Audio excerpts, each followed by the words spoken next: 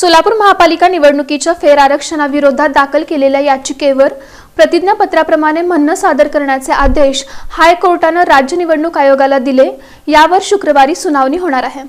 महापालिका निवडणुकीच्या फेर आरक्षणाच्या विरोधात दाखल झालेल्या याचिकेवर प्रतिज्ञापत्राद्वारे म्हणणं दाखल करण्याचे आदेश मुंबई उच्च न्यायालयाने राज्य निवडणूक आयोगाला दिले आहेत। यावर शुक्रवारी सुनावणी होणार असल्याची माहिती याचिकाकर्ते डॉक्टर बसवराज बगले यांनी दिली।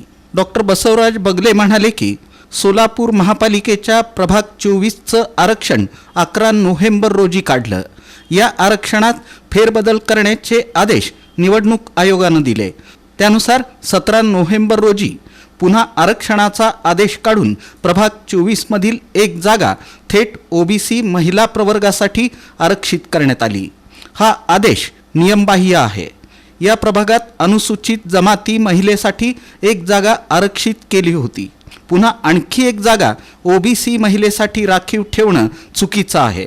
या विरोधात कोल्हापूर खंडपीठात दाखल केलेली याचिका मुंबई उच्च न्यायालयात वर्ग झाली आहे। यावर शुक्रवारी सुनावणी होणार आहे।